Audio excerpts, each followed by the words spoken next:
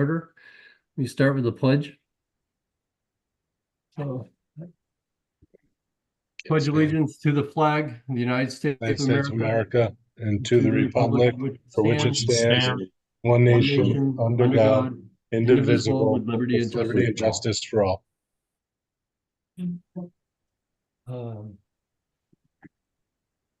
Minutes from the June 20th meeting.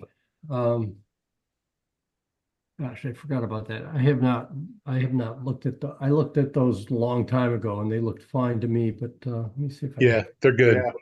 I'll move to approve them as is. And I'll second. I have one quick question on the minutes. I mean, that was the one meeting that I missed. And did we start to dive into a zoning and planning's realm, or in regards to Aaron Mannix? I just need a quick brief on that.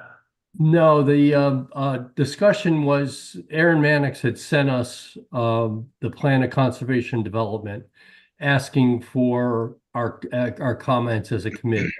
Okay. So we just had distributed the plan of conservation development in advance of that meeting, and then our discussion was about what things we thought were deficient or certainly should be a greater emphasis.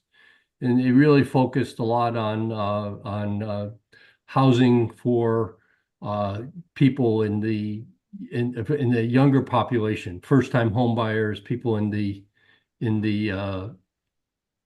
20 to 40 age range, if you will.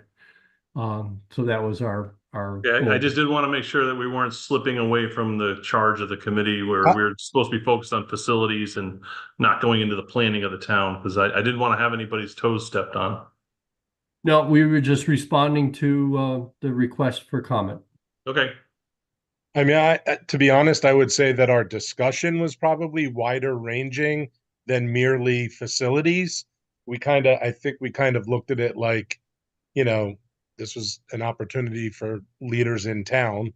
We're on a volunteer board that we've been appointed to just give some additional feedback. So, but I don't think it will. I don't interpret our discussion as this committee trying to assert itself over planning and zoning or anything like that. Okay. The one comment and was certainly we should endeavor to avoid getting into those areas going forward, but I don't think we will. So agreed. Okay. Yeah, I think the one comment was if there's spaces or lands that would come off the town's ownership, that how they should be looked at. I mean, so I think that's kind of a bit in our purview, and there was very little comment in the plan of conservation development regarding any acreage or buildings that might come available. Gotcha. Even in general terms, which was the response, and I think we kept it very general, that it didn't deal with any specific property. Great, thank you. Okay, so we have a motion to approve and a motion to second. All in favor? Aye. Okay, thank you. I'll abstain from those minutes, just so you know. I was not at that meeting. Yep. Yep.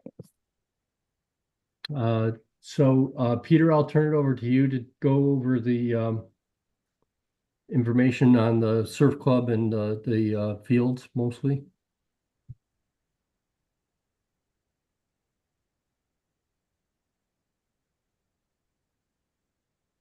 You're on mute, Peter. Well, that'll be a very quick review. You're on mute, Peter. There you So go. let me, I'm just gonna call up, I see if Raquel could bring up Austin to a panelist so he can answer questions for us. We do have some, I'm sure that there's gonna be stuff there that I'm not aware of. So I'm just gonna bring something up here.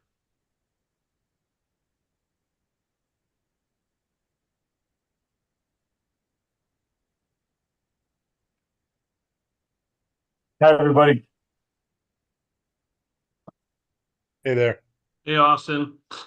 So what I had asked Austin to do for us is to give us a breakdown on revenues and expenses for the surf club, and I'm just going to read through what we'll send out to you guys. The Beach Pass revenue is 194,620. Surf Club rental revenue is 33,384.50. Surf Club boat rack revenue is 25,800. The Surf Club catamaran revenue is 4,140, and the Surf Club day sailor revenue is 2,070 for a total of 260,014.50.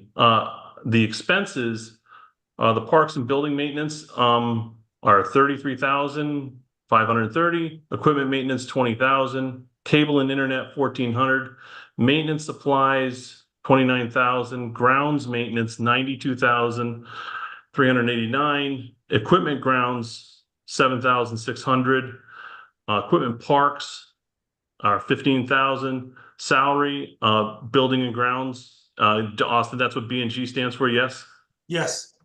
$665,978. Salary, beach, and rec staff is $395,366 for a total of $1,260,263. Peter, I'm sorry, Yes. Peter, was it your intention to be sharing that sharing screen? Because we're not seeing what you're. Did you? I can share. I can share You did that. receive it, but I just think for Yeah. it might I be can easier certainly share that. I figured you did receive it, but hold on just a second. I will Thank share you. my screen, and we'll do that right now. Thank you so much. I think that'll Yep. be easier. Not a problem. Let's go back here now.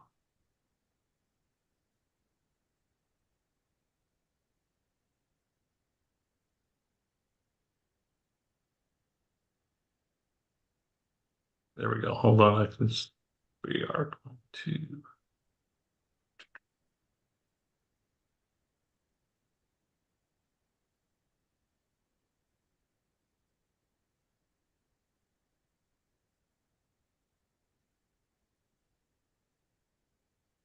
Does everybody see what I'm seeing now? Yes, thank you. Okay. So I had asked Austin to give me this, and this is what he shared with me. I'm also going to share something else here. So that was the first what I just read through. Is there any questions on that? Yeah, a couple. Sure. Why don't we, while we have this up, let's go ahead and I'll do the best I can to answer what I know about this, but I'm sure Austin's going to be able to help us out. When you say the park's building maintenance, is that the storage facility or the actually the maintenance the buildings that are in the north end of the surf club there? So parks building maintenance would be if faucet broke in the surf club bathroom, if we needed to replace a shingle on the roof. Okay, so those are surf club buildings that you're talking about. Yep. I And see. so just to be clear, so all of those line items are the entire department. So we don't really break them out into facility. So it's not broken out Surf Club, East Wharf, West Wharf. It is, we use it for what we need throughout the year. So every year, what gets spent at particular sites changes, but the numbers stay the same.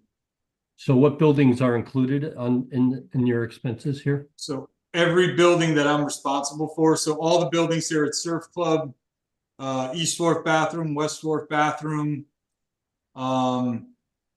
Surf Club building itself, the field houses, all the bathrooms out at Garvin Point. So it's also the main, the strong field, and that's all Correct. part of this. Correct. So, but on the revenue side, Austin, you're only including surf club revenue, or are you including all like boat Those rental are revenue for those the are East all Wharf and West? beach pass revenue, because we don't No, I'm talking charge about you. the boat racks. That's that just include- Surf Club. I could include East and West. I have those numbers if that's what we want to do. And what about the other fields that are like oh, what's the name of the field up? Strong. By Hammonasset, for Salt example. Meadow, so all of that would Salt come Meadow. under grounds maintenance. That So- 92,000 line item.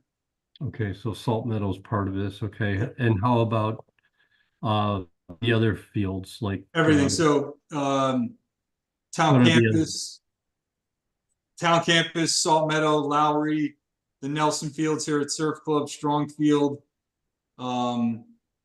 The softball field at the high school. The mowing we do at all the schools. Every blade of grass that we mow in town would fall under that. We've talked about trying to isolate like athletic fields versus other maintenance, because and I know that would require basically a back of the envelope approach, right, Austin? Because you don't track it that way. Right, we don't track individual facilities, like we purchase grass seed and we use it where it's needed, not for a particular site in general. So do you have a count on the acreage? I can get you that, yeah, so I just heard about this meeting at like 3 o'clock this afternoon, so whatever you need me to get, Sure. I can get you that info. Yeah, I think it would get the acreage, and then I suspect that if you just kind of take the fields and break them out kind of like ABC in terms of intensity of maintenance. So like, you probably there's probably some fields that are highly closely maintained with a lot of effort. And then there's other fields that are relatively, fractional, you probably break it down to, I suspect, certain ball fields and certain, competitive fields probably make up 50% of all your costs. So, every athletic field we maintain at the same level of play. Some have irrigation and some don't, but that would really be the extent of the change per site. So like we maintain Nelson Field here at Surf Club the same that we maintain the town campus baseball field. There's not really a difference in effort or. So if you just divided the dollar amount by acreage and Yeah. and allocated it that way, that would be as Sure. fair as anything. Sure. Okay. I'm sorry, go ahead. Oh, I just had a quick question on the maintenance line items. Do they also contain salaries? No, the salaries are in the salary line item. And that would include those that do the maintenance for all of these other line items? Correct. And they're on payroll or contracted? All on payroll. Thank you. What would be the difference between the B&G and Beach and Rec? Buildings and grounds is the buildings and grounds staff. So the folks who cut the grass, maintain the fields, do the garbage, and that kind of thing. Salary beach and rec staff is myself and my office staff. And can I ask, lines 18 and 19 between grounds equipment and parks equipment, what's the distinction there? Because one's like twice the other. So equipment grounds would be maintenance on the mowers, and equipment parks would be if I needed to put I don't know, a new sign up at Surf Club, or needed to purchase something for inside of one of the areas. But equipment grounds would be mowers, sprinkler heads, that sort of thing. Okay. Thank you. Just going back to the Beach and Rec staff question, would that include people like lifeguards and people that work in the office that do Yes. permits and stuff? That does not include lifeguards, no. That And so may, you have numbers, you got head counts or something like that in terms of full-time equivalencies? we have 4 full-time people. in the office. So that does, that does include facility monitors. So yeah, it does. So facility monitors, lifeguards, gate guards, that's all included in that line item. Yeah, that's the seasonal staff too. Correct. Yeah. I was gonna say I'd be nervous if that were just the administrative staff. No, that'd be nice. We could work on that. Yeah.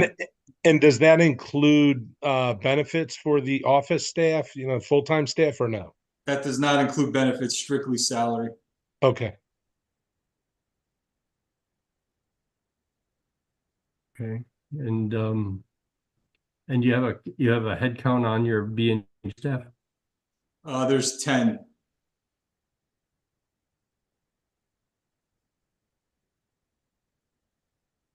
And they're year-round people?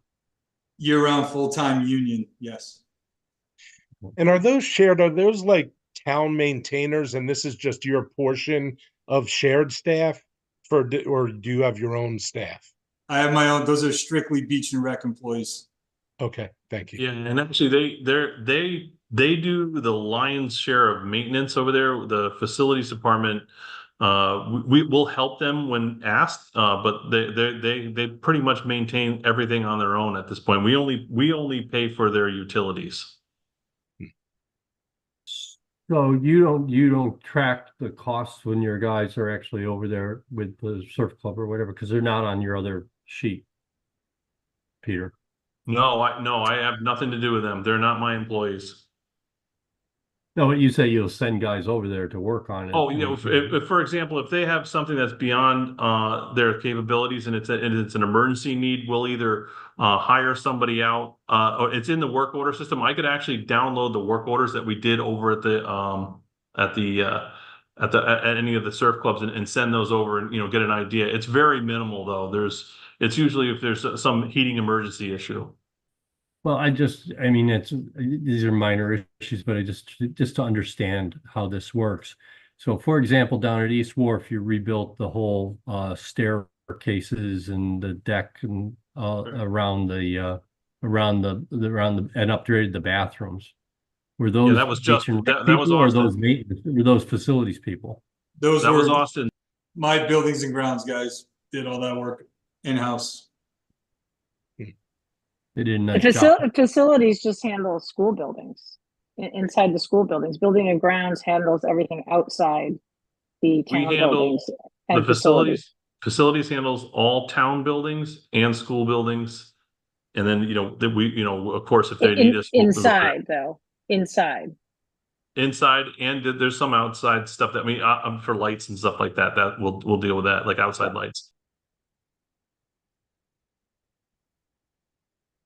Peter, if you had to guess, what is the amount you guys spend if there's something that comes up at the surf club that you have to go take care of? I think, Austin, we were there recently for some, you had an air conditioner failure and the guys went over there. Was that, if I recall correctly? That was the senior center. Senior center. Okay. Nick, that's a great question. I can look into that and get you the numbers back from the work order system. Just curious if it's 10,000, 100,000 a year. I'm gonna go on a limb and say it's probably no more than 10,000 because it's very minimal. And the thing is, what'll end up happening is if Austin has something that's big enough, we'll help him by calling the subcontractor in to get him over there, like New England or MCOR or Tucker or something like that. Yeah. Also, I think it's important to note that unless it's an imminent need, it usually goes through the CIP process. So it's planned for, and these aren't just things that come up and aren't planned for and unknown. Yeah, so I think, a good example is here at the surf club, we don't have a floor stripper. So Peter's guys came over in the winter and stripped the floor inside the kitchen here at the surf club. So that was, a half a day's work to do that. So I think Peter's definitely correct. It's never a scheduled, like always doing a certain project. It's I don't have a piece of equipment there. They come over and do it, but it's, if it's 3 times a year, I think that's a lot. And what about the green, the town green? Is My that, guys maintain that. I'm sorry? Buildings and Grounds cuts the grass on the town green. Okay, and when you mentioned the senior center, do you guys do, is the senior center part of facilities or is it part of your beach? Senior Center is maintained by Peter's crew, the inside. We have the senior center and also the ambulance, but we don't do the fire department or the library. Okay.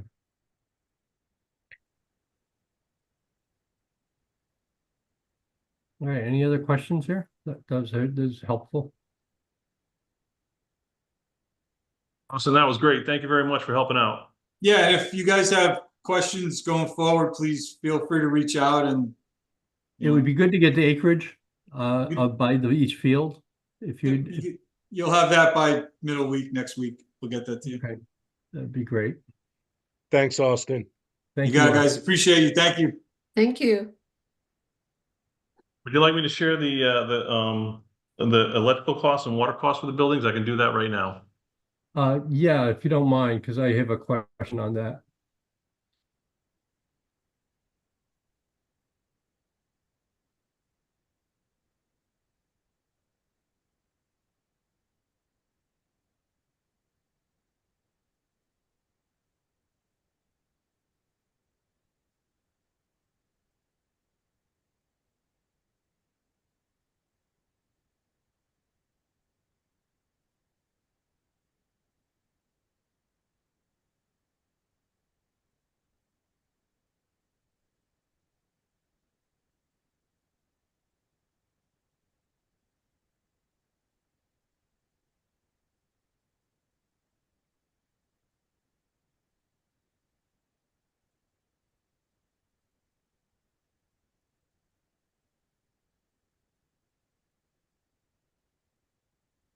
Everybody can see that now?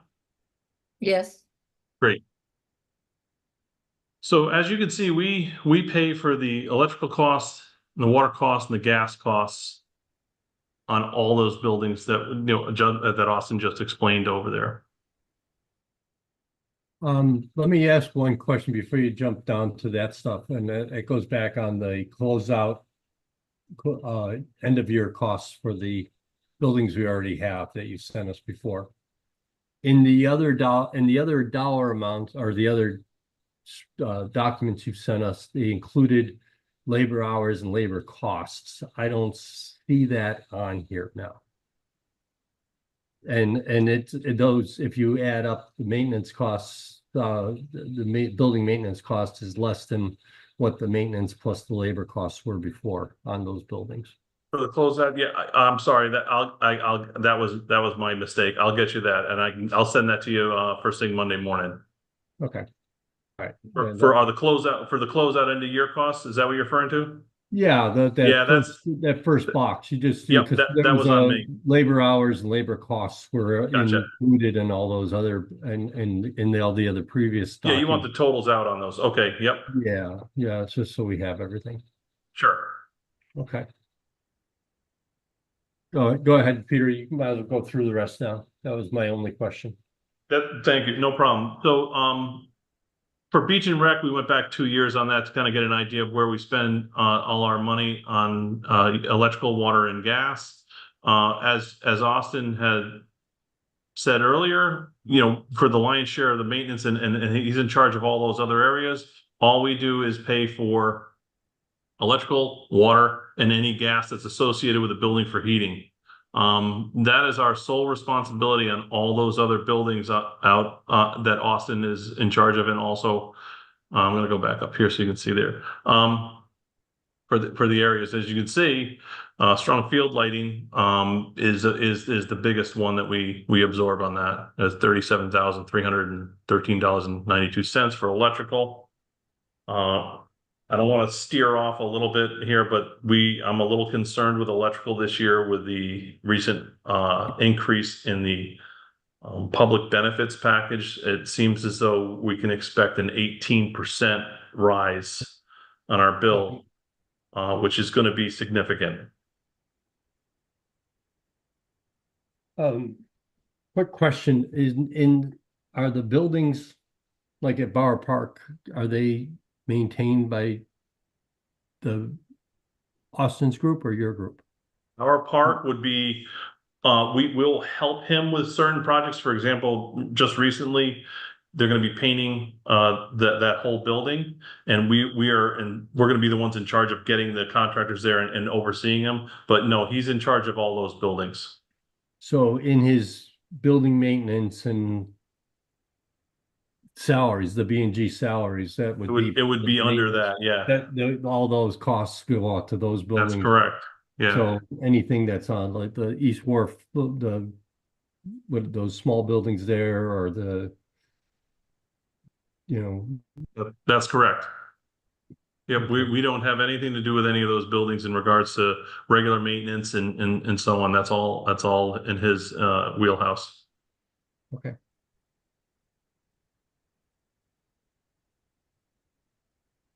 And when it's referring to strong field, does that include the like the clubhouse there and the concession stand? That's just the stadium lights. That's just the meter for the lights. Yeah. I see that for the lights, but like on the last sheet that you You know, shared, it could, Austin. that was 220, that's 2023. Well, you know, I'd have to look into that and double check on that with the light, but I'm assuming that that's, if it's labeled as a strong field stadium lights, that's just the lights for that. And I don't know if they're metered out for the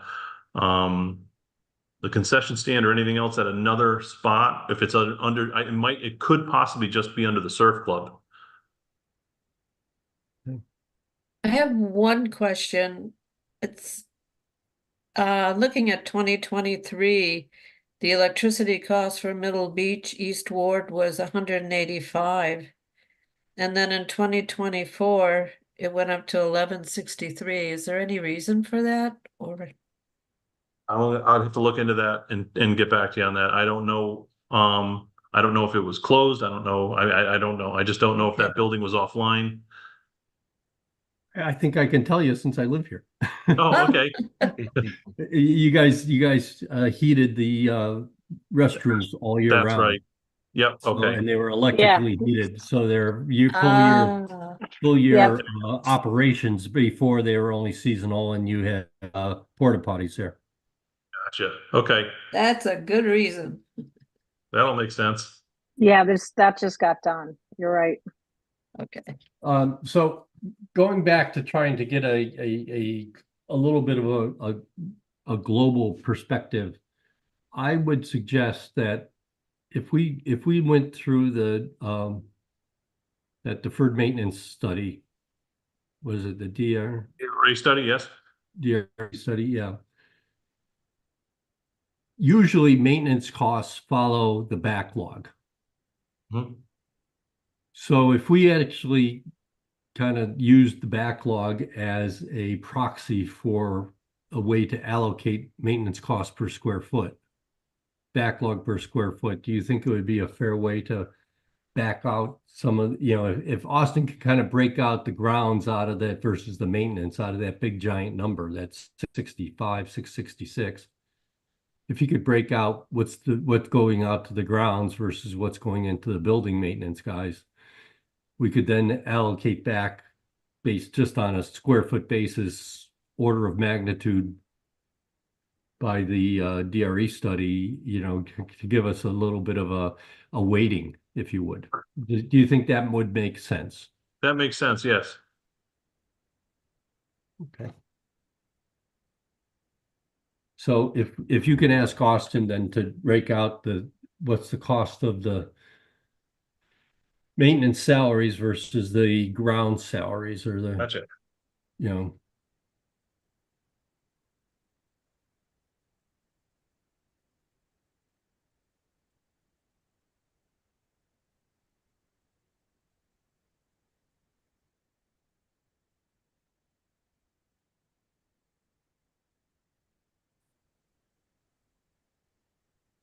Okay, any other comments or questions on Peter's information? I think this gets us up to date. My only question on, I have one more if there's, but I'll let it open up for anybody else.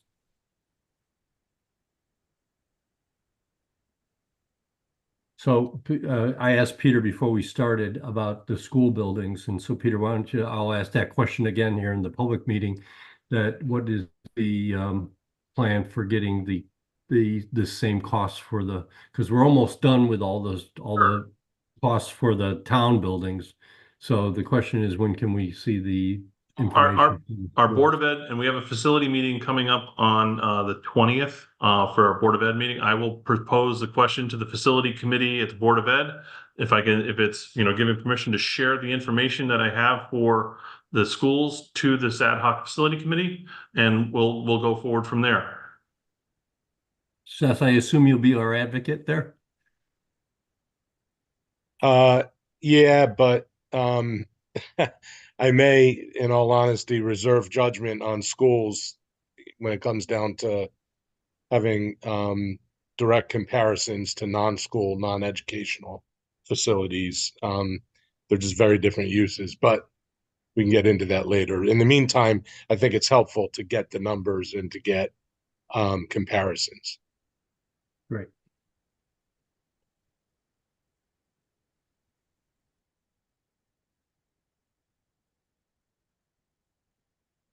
And really what I mean by that, I don't mean to be opaque.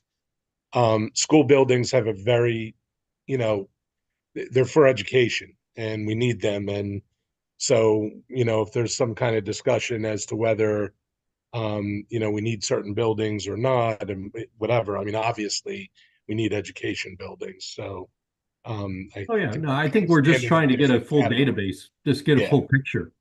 Yeah. More than anything else. And I couldn't agree with you more that there's a totally different set of paradigms in terms of how do you analyze a school building versus a town building. Yeah, because you can open it for some public uses, and that's fine and that's great. And so it can contribute to the town and public use. One thing I'm hoping it shows is a tremendous amount of savings if we can do, to date with all of the, 7 buildings and within a year and a half, 2 years, we're going to start getting numbers on just 4 buildings. And they're more efficient buildings. I think we're going to be able to show that, things are headed in the right direction on costs as well. One question, and maybe it's not applicable, but insurance costs, like property insurance, liability, workman's comp, all of those things. David, is that something that you want to also track? I hadn't really thought about that. I mean, it's an interesting question. Open it up for everybody. I mean, I'm assuming that our insurance, and Peggy, you probably would know, or maybe Kate would know how it gets managed in the budget, whether those are separated for the town versus the schools.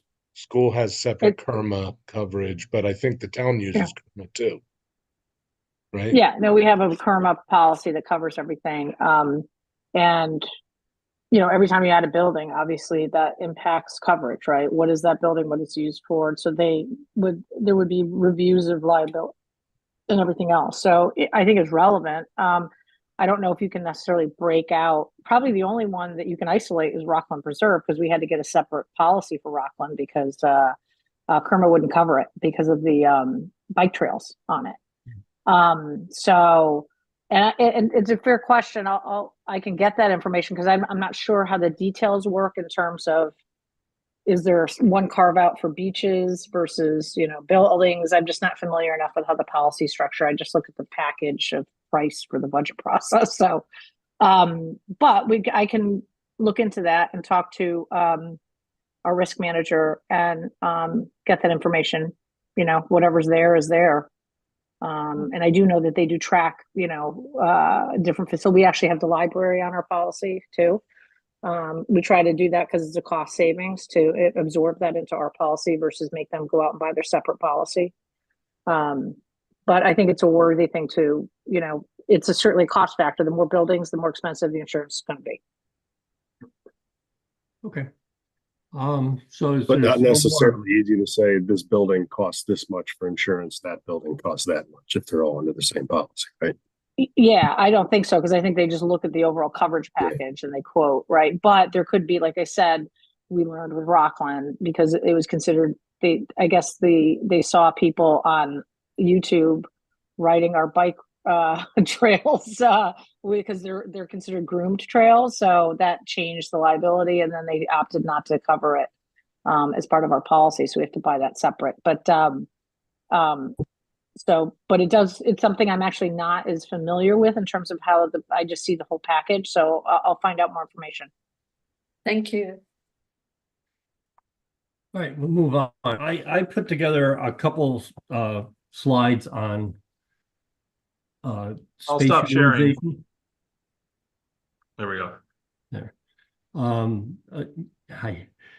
So what I wanted to do was really start talking about the other side of this, because the first side, half the assessment is the size of buildings and the square footage and their costs and all that kind of stuff. But then the other side of the question is, how are the buildings actually utilized, and what are they utilized for? So I thought it'd be helpful if I just throw out some thoughts of how I've looked at this in the past and in my professional career. So let me see, I got to figure out how to share. Let's see, share.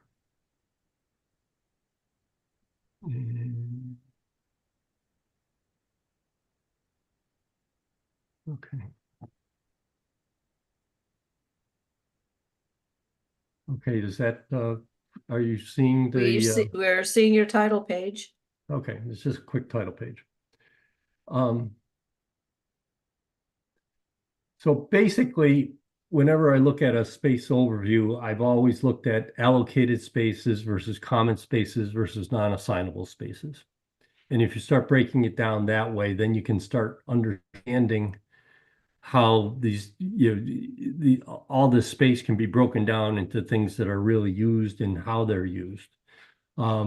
So for example, in the town campus, all the offices are allocated and they're either assigned or unassigned as conference spaces or private spaces.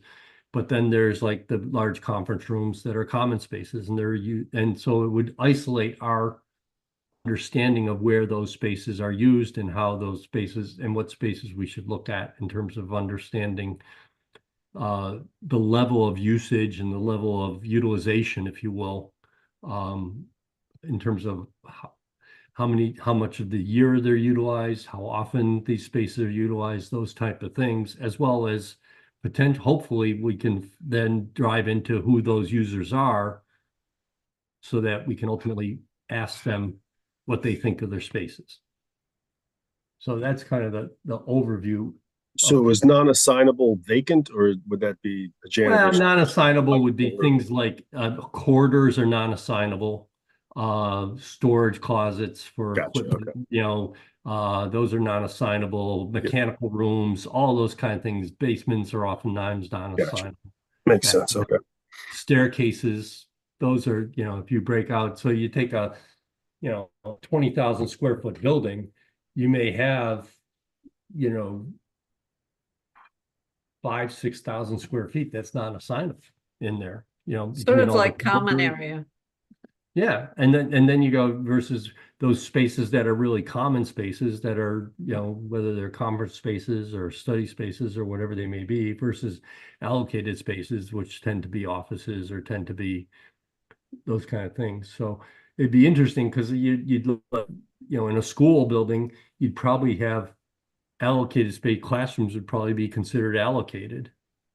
And they probably would be assigned within as multiple occupancies based on the type of usages.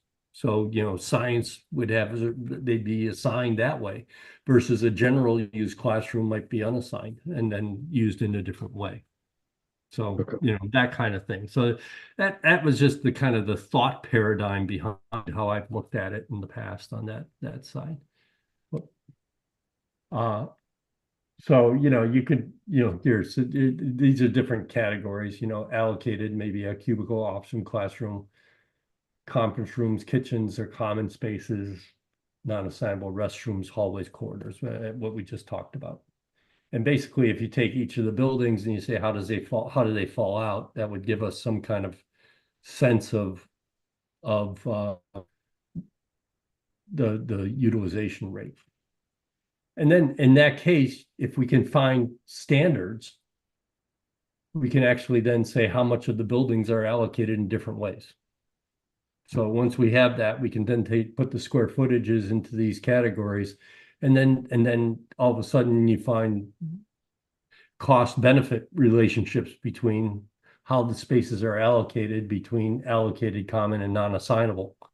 So like you have a building with a lot of non-assignable space, you got to ask the question, why is that? Why is it like this example of building 2? Why is there so much non-assignable square footage here? And so little common, so it starts to get you to standards, if you will, and just kind of perspectives. And then if you drill into the spaces, hopefully you can break into the allocated spaces, and then you can break it out to say, what is the standard? And then the assigned versus the unassigned, how does it work total? And then as a percentage of total kind of thing. So you can start breaking it out in a way that gives you some perspective. And it's really to drive into exception.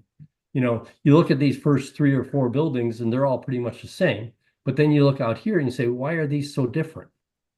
So you ask that it's really just a paradigm to try to ask questions about things, about why is it different, and how should you deal with that.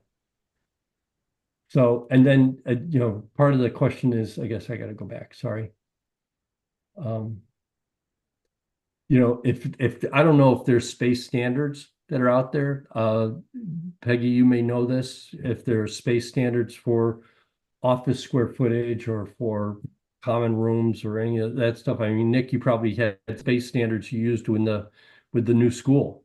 Yeah, the State state. standard for school. There are State standards, mandates, yeah. so many square feet per student that should be out there, for the different type of, for a high school versus a middle school versus elementary school type of thing. Yep, So, exactly. I think there's like, when we did the assessment with DRA, they applied a standard for office space, right? And then as we're going through the academy process, they're saying, they're looking at what is a typical office space. So it's not anything unique to municipal, but obviously if you're talking about a police station, that's different, right? There's going to be different standards exactly. for those uses. So, and then what you could do is you could then take your spaces and compare them to what is a standard. And then you come out and say, okay, this is your standard, and then this is your actual, and then anything that are outliers, you actually raise the question on.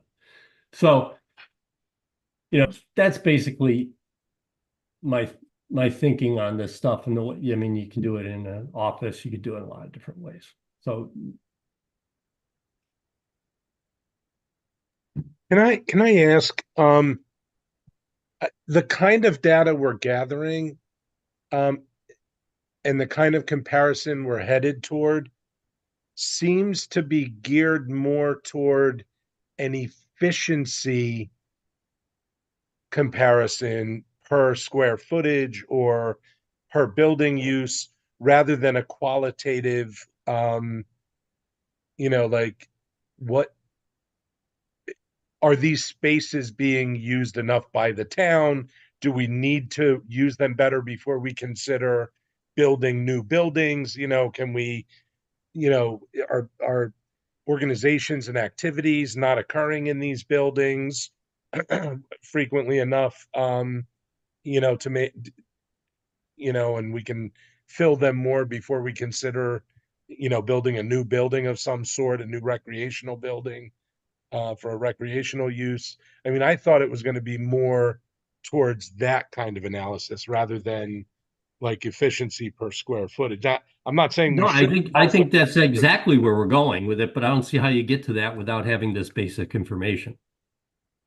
Yeah.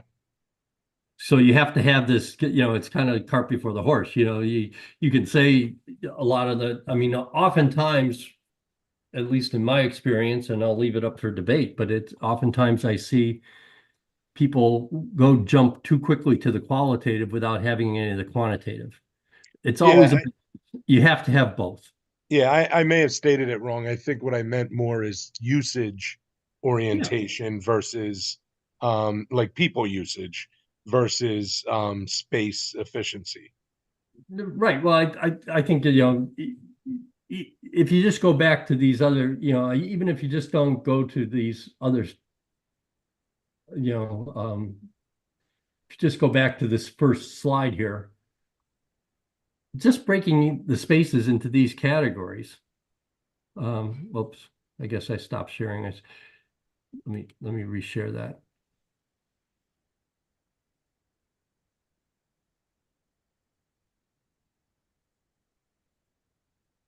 So just breaking it down into these categories then would allow us to go to the qualitative stuff, because you don't want to go to, I mean, let's face it, who needs an office space that's allocated to somebody that's working a full-time employee?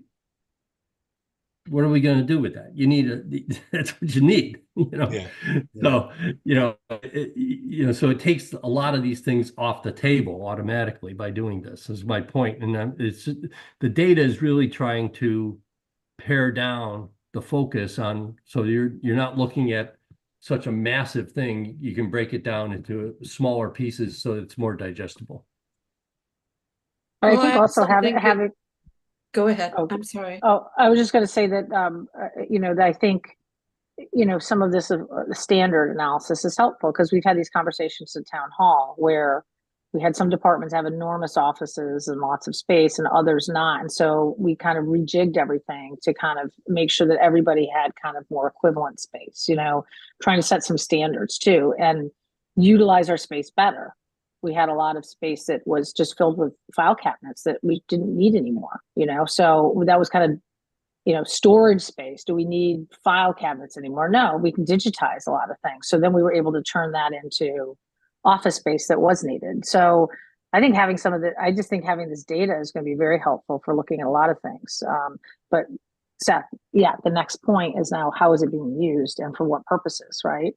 Yeah. Because you can have office space, but it could be 90% filled with, file cabinets. Why do we have file cabinets, right? It's expensive to have file cabinets. It's not so expensive to have digital file. So that's how I see this could be helpful for some decision making for different ways we manage some of the departments. Yeah. So I just throw that out, opening it up for discussion. It's just a way of looking at it, and if it makes sense, then we'll start going down that route once we have all the financial data and square foot data accumulated. Then this would be the next step, and then ultimately that would isolate down to the qualitative stuff where we start identifying the spaces that we have to get qualitative data on. I really like the approach, I have to say, from my point of view, because I think you got to know where you are before you figure out where you want to go. And you may be better positioned than you thought you were, but you need to know where we are right now. And having that information, I think, would be invaluable to make informed decisions of where we go from there. I do like I the approach. apologize. I didn't mean to say that this was not valuable in any way. I think I was looking at it more from the perspective of a human use of like recreational facilities, educational facility, different categories of facilities. I didn't realize that I wasn't looking at it from the perspective of, you could actually change up uses within existing facilities to be more efficient in use. So I absolutely see the value of this exercise. I just want to clarify now. Sorry. Any other comments or perspectives? No, I agree with what Charmaine said. I think this is a really good approach, and as someone who tends to have an emotional connection to just about everything, this really helps streamline the data so that we can make decisions beyond just, buildings that we love, or we can really look at the data first. And I wish that we had done that initially. That's what ended up coming from the tri-board on the school buildings, but we didn't start that way. So this, I think, is a much more efficient approach. It takes a little longer up front, but I think the outcomes get to be a little bit more effective at the end. And it tends to have more decision-based judgments, fact-based judgments, which I think are much more easily defendable in a public setting and for the town and for everybody to understand. Okay. The only other thing under new business, I'm not sure it's new business, but I'd like to make sure, I think it'd be helpful, since the last few meetings have been Zoom, to have the next meeting an in-person meeting. And so I would like to do that if I can get general consensus on that. So moved. Perfect. When is the next one again? It would be September It's the third Thursday in September. Let's see. 19th. Yeah, that's probably 19. Yeah, that's when it is. Yep. I mean, I'm fine with it. I think it's a good idea. Yep, September 19th. Great. I, Because then, I, I mean, we'll have the data, and Peter, hopefully, if we can get that data in advance, we can get it all organized between you and I, and Charmaine can help with that. I know she's anxious to help with that, and maybe John, I can elicit you a little bit on that one as well, and we can get this squared away so that we'll have going into the next phase of things. I'll get you that data for sure. Yep. So I will flag, we are having space issues at town hall. Timely. What do you So know? we actually, September probably wouldn't be hard, but one of the issues we have is large meeting space. And so I know like planning and zoning, I think had to take both rooms tonight because of spillover. Because it's a good thing we're not in town hall tonight. I'll just say that because of the hearing going on. But then we're also going to bump into early voting, which is also going to be a I wouldn't mind going into a school. Yeah. Why not do it in one of the schools? Yeah, we could do a school. I was Great going to idea. suggest, or we could look at, the library or senior center. It depends on if you want to still offer hybrid for the public. That complicates it also. So, because we don't have a lot of rooms that have an adequate hybrid setup, but also is, a meeting room. So, Okay. if you just want to do it in person, we'll be able to easily find a room. If you want to offer hybrid, then we've got to kind of narrow it down and make sure. We might be fine for that date in September, but I just know the fall is going to get a little crazed with early voting because that's going to be taking over a lot of the space in town hall. I know we even kicked the Board of Ed out of their room in November, end of October and November. So. Well, I'd like to kind of, have these in-person meetings rotate from facility to facility. So we go to different, go to the senior center for one, another one we go to a school, another one we go to the surf club, just go to different places so we can really get I think it's going to be helpful for us to touch and feel the spaces over time. I think as long as you're comfortable not offering hybrid. That's the limitation. So then we have to, so if you hybrid is just being able to a Zoom option. A Zoom option. A Zoom option. And is there portable equipment or anything that could? Kind of, but it is a real pain. And not all the very rooms are cumbersome best to set up.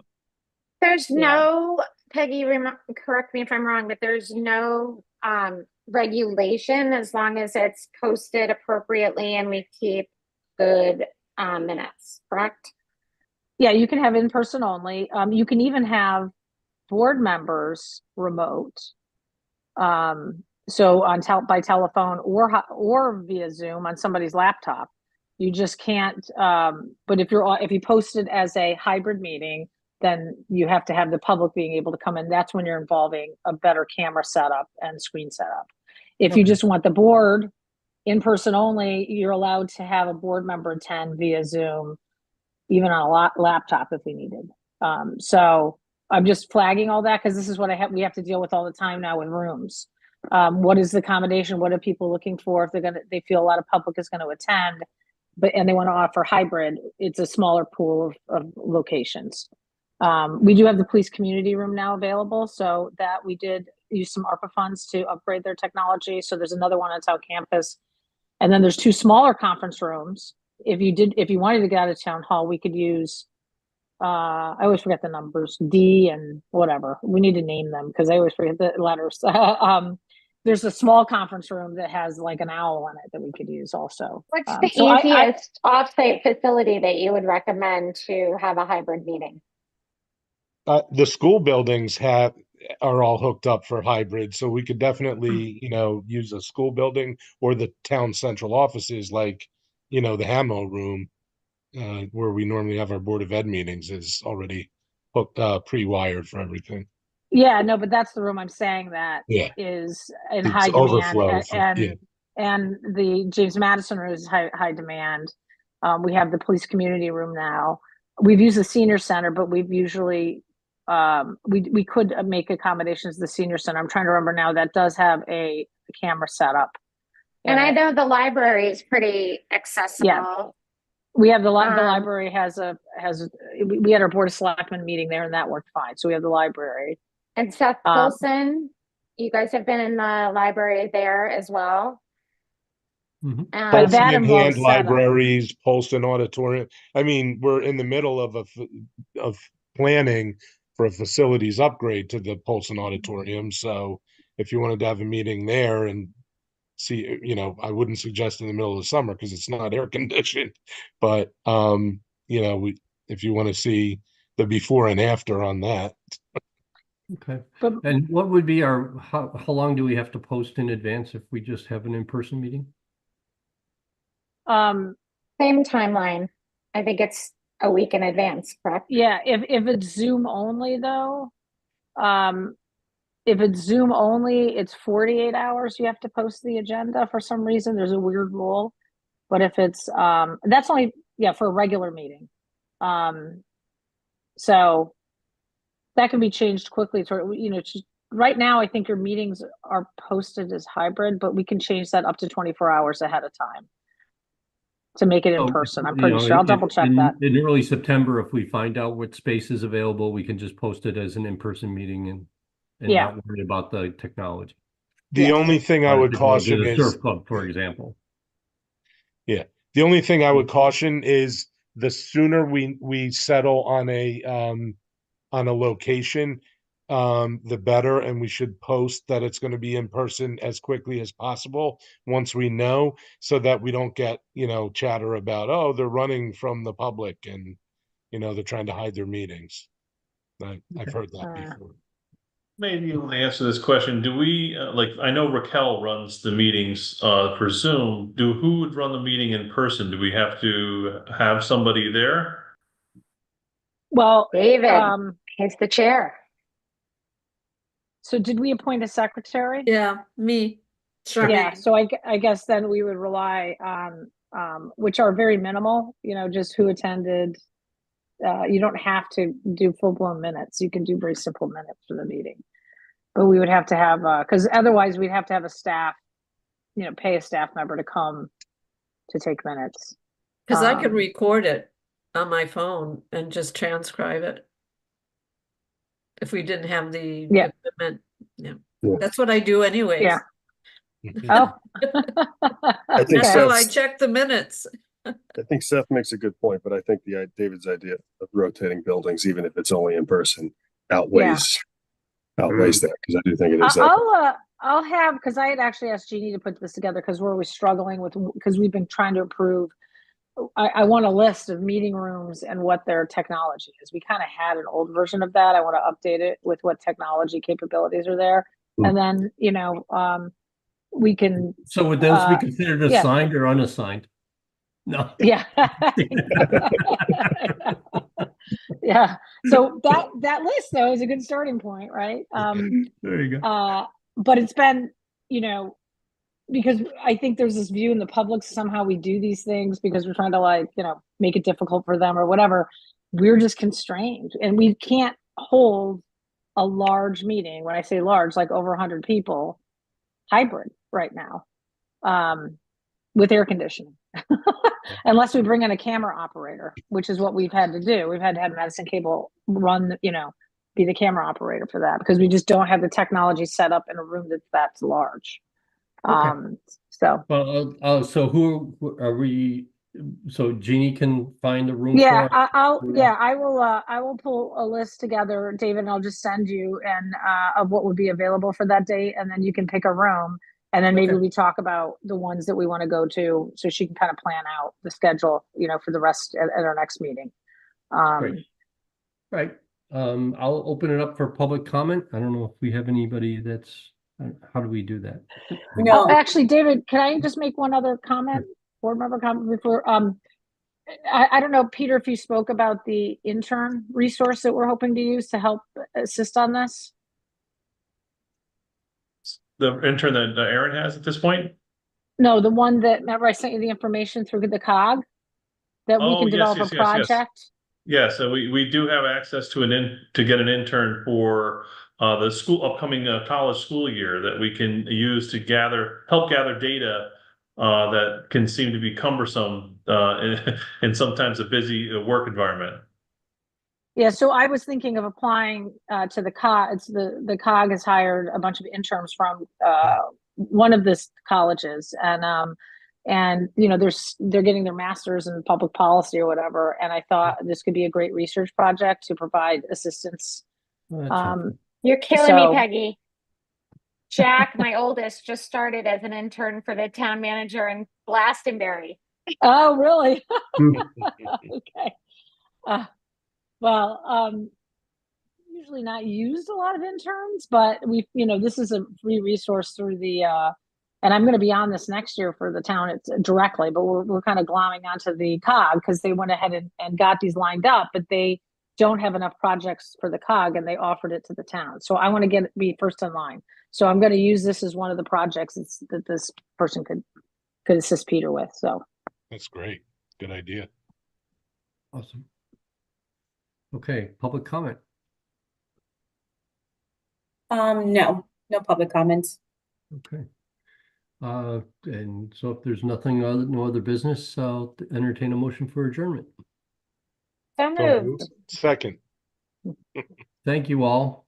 all right, thank you. You. Good night, everybody. Thank Have a good you. night. Thank Good you. night. Now. Take care. Have a good Enjoy the night. last You too. vestige of Weekend. summer. You as well. Bye-bye.